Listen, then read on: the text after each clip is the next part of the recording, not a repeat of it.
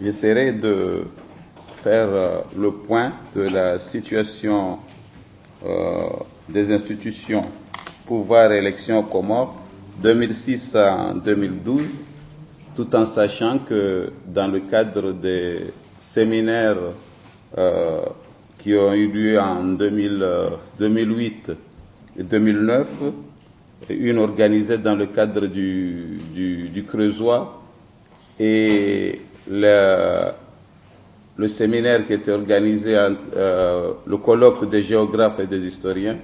Donc j'avais présenté deux communications.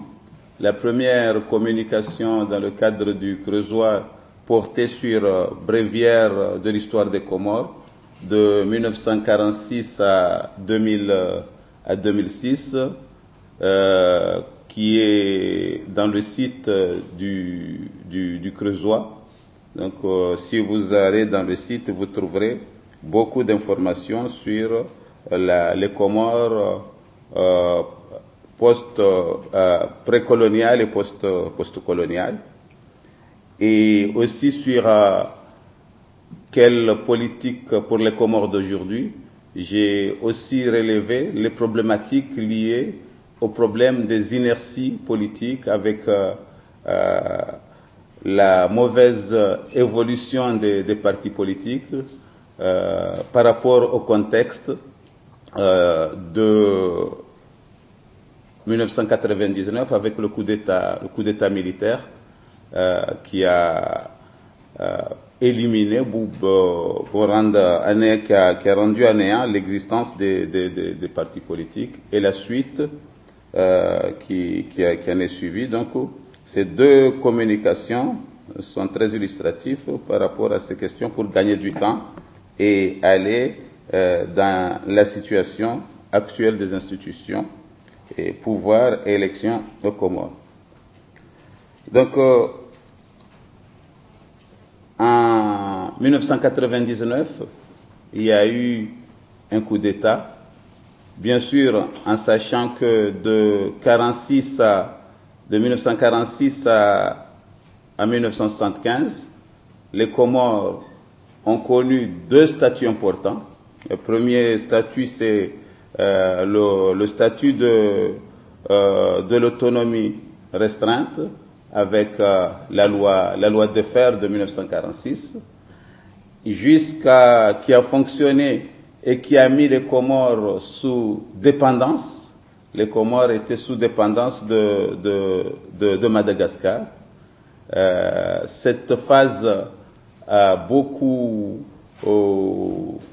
servi négativement le développement des Comores, parce que les Comores à cette époque étaient considérées comme une province de Madagascar, avec toutes les conséquences que cela avait porté sur l'épanouissement et le développement du pays.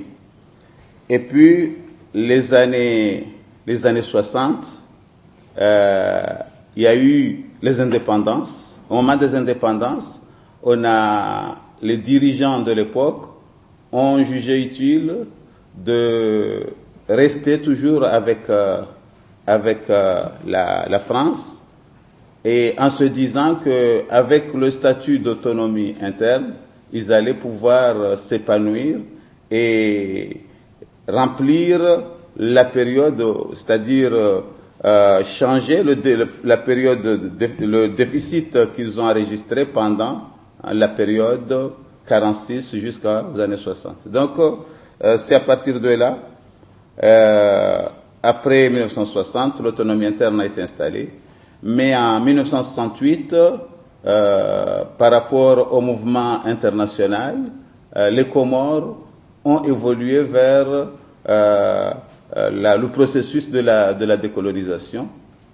En 1975, le pays a accédé à l'indépendance d'une manière unilatérale, et il y a eu une défection importante parce que les autorités mahoraises donc ont choisi la voie de rester dans la dépendance avec la France, tenant compte des résultats des élections parce que les élections ont été organisées d'une manière globale, le référendum de 1974, mais cette situation, au niveau de l'île de Mayotte, le non était majoritaire.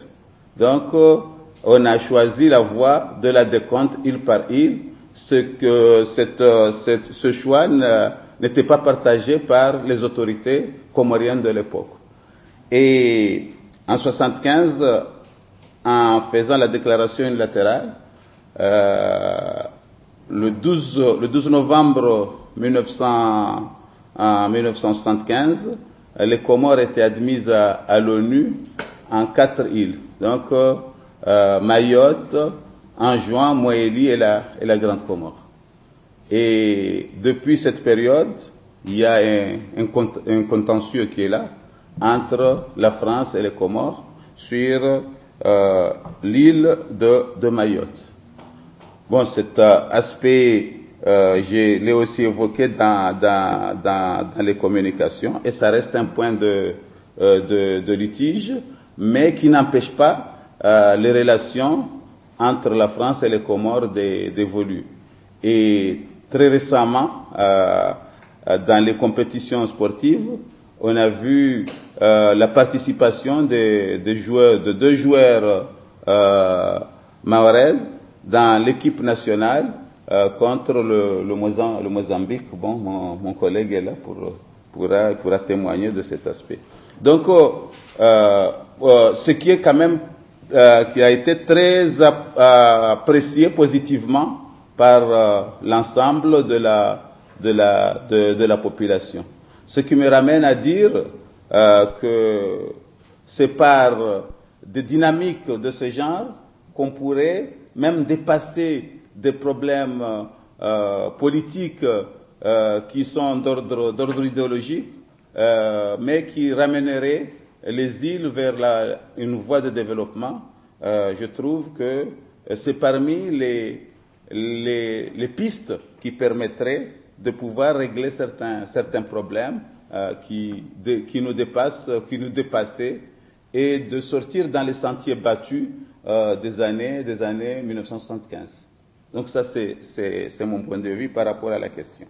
Par rapport aux institutions comoriennes, en 2001, face à la montée du séparatisme enjoinné, les Comoriens se sont retrouvés après plusieurs conférences à Moélie pour mettre en place des statuts appelés le statut de l'Union des Comores qui favorisait des institutions, l'autonomie des îles, mais aussi la tournante. La tournante et l'intégrité du territoire. Dans les faits, la tournante, c'était que au niveau de chaque île, on se disait que si chaque île arrivait à assurer la gouvernance de l'État, ça permettrait d'atténuer les problèmes de gouvernance. Et en 2001, on a pu conclure cet acte appelé Accord de Fomboni de février 2001. Et à partir de 2002, les Comores ont commencé à pratiquer cette nouvelle constitution qui plaçait chaque île avec son autonomie, mais dans l'Union des Comores. Donc, le pouvoir de l'Union devait gérer la diplomatie, la défense, la monnaie et tout ce qui était lié au pouvoir régalien de l'État. Et au niveau des îles, il devait gérer des éléments qui sont liés au pouvoir locaux, tout aussi en respectant, bien sûr, le cadre de l'unité nationale, ce qu'on appelait les fameuses compétences. Et dans les faits, En 2002, on a fait la première expérience avec l'élection du colonel Azali. Il avait fait le coup d'État, mais il avait fini par accepter d'intégrer l'ensemble des mouvements politiques comoriens, et ils se sont mis d'accord, on s'est mis d'accord pour que on exerce le pouvoir de la tournante. Et ça a commencé bien sûr par la Grande Comore, qui est l'île la plus importante. Et à ce moment-là, des problèmes sont apparus au niveau des rapports entre le pouvoir de l'Union et le pouvoir au niveau des îles sur les compétences. Et l'Union, on avait tendance à comprendre que l'Union dominait les îles. Et cet malentendu a été maintenu de 2002 à 2006, parce que c'était pour 4 ans. Tous les 4 ans, le pouvoir devait tourner.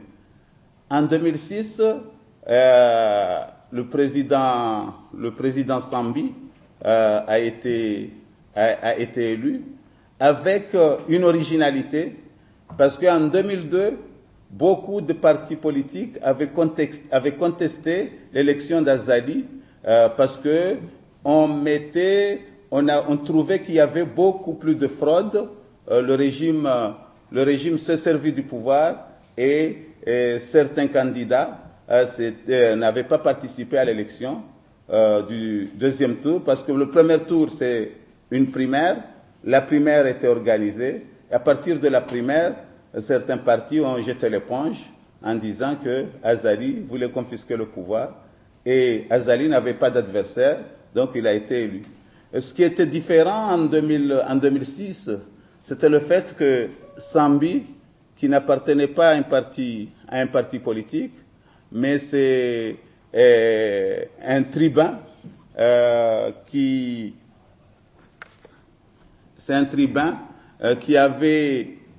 était un religieux, qui était très écouté.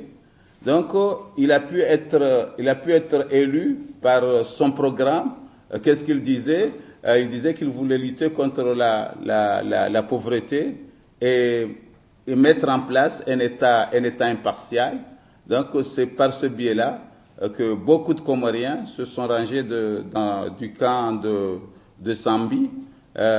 Et Sambi a été quand même très honorablement élu. Il avait frôlé les 60% sur 3 candidats, parce que c'était les 3 premiers qui devaient passer à l'étape de l'élection. Cependant, il y a des éléments qui étaient inquiétants, et ça c'est depuis 2002 qu'on l'avait ressenti. On avait cassé les nouvelles institutions avaient cassé le caractère national des partis politiques. Les partis étaient devenus des partis locaux de proximité, et les dirigeants, quand le pouvoir était au niveau de la Grande Comore, la tournante, beaucoup de grands Comoriens croyaient que c'était se disaient que c'était leur pouvoir. Et en juin, c'était la même chose. Et actuellement, parce que de 2002 à 2006, c'était Azali, au moment du changement, il n'a pas voulu jouer le jeu, mais avec la pression des Comoriens, mais aussi de la communauté internationale, il a fini par comprendre et accepter les élections. En 2010, le président Sambi aussi a voulu continuer à garder le pouvoir, mais il se trouvait qu'aussi la pression a fait qu'il a fini par accepter. Maintenant, le pouvoir est aux mains des Moéliens, donc de Ikilul, le président Ikilul, donc docteur en pharmacie. Voilà un peu sur le plan des institutions. Sur le plan de la gouvernance Sambi, ce qui est intéressant à voir, ça a permis de casser un certain mythe qu'on gardait vers vers des prêcheurs musulmans, hein, parce que Sambi a fait son mandat, mais dans les faits, il n'a pas pu résoudre le problème de l'habitat insalubre. Il n'a pas réglé le problème de la justice. Donc, maintenant, sur le plan de l'éducation citoyenne, les Comoriens commencent à comprendre qu'il ne s'agit pas d'être un très bon messager, un religieux, pour pouvoir résoudre le problème du pays. Ça ne suffit pas. Donc, de faire avancer les choses. Deuxième élément important, c'est que durant cette période, même si la tournante pose problème, mais on a pu échapper au coup d'État. Parce que depuis 2001, le pays n'a pas connu de coup d'État. Bien sûr, il y a eu le problème d'Anjouan avec le pouvoir local au niveau d'Anjouan, avec Mohamed Bakar, qui avait voulu créer une fronde, mais l'appui aussi de la communauté internationale a permis au pays de contourner ce problème. Actuellement, la situation est que il faudrait voir la manière d'améliorer le fonctionnement de nouvelles institutions. Et c'est dans ce cadre-là que le président Sambi, avant son départ, avait proposé une nouvelle architecture institutionnelle qui a diminué le nombre d'élections, parce que chaque année il y avait des élections, et les élections qui coûtent très cher, et l'État comorien n'était pas en mesure de financer les élections. Et quand vous liserez la communication, vous verrez l'exemple type des fonds qui ont été mis dans ces élections. Ça posait quand même beaucoup de problèmes.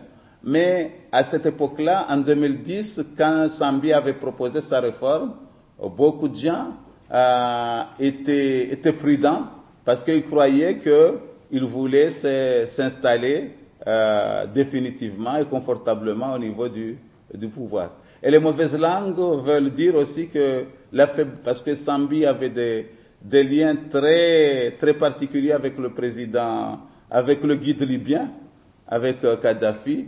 Donc, on se disait aussi au niveau du pays que l'affaiblissement de Kadhafi a été un coup dur pour Sambi, parce qu'il était encadré directement, protégé par une garde prétorienne provenant de Tripoli. Et quand les problèmes ont commencé, là, il était obligé de se détacher des Libyens. Donc, ça, c'est des hypothèses qui sont avancées, mais la réalité, Sambi a fini par entendre raison, parce qu'il y a eu une forte pression de la communauté internationale et des partis comoriens, même s'ils sont devenus des partis des îles et non d'avoir l'impossibilité d'avoir un aura national, vu les caractéristiques de l'organisation des institutions. Donc voilà les éléments que j'avancerai dans le débat. Et puis revenir aussi sur la question des femmes aux Comores. Le Comore est un pays, j'ai aussi fait une contribution par rapport à cette question. Donc les Comores sont un pays musulman. Donc comme l'ensemble des pays musulmans, les femmes comoriennes sont des femmes qui intègrent bien le statut de la femme musulmane, caractérisée par la soumission totale à l'homme, mais aussi il y a aussi la polygamie. il y a aussi le poids des mœurs et traditions, comme le grand mariage.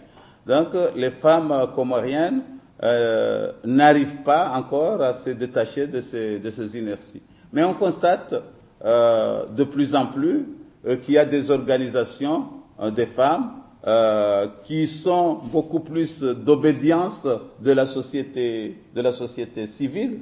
Donc, il y a des organisations de femmes qui mènent des combats.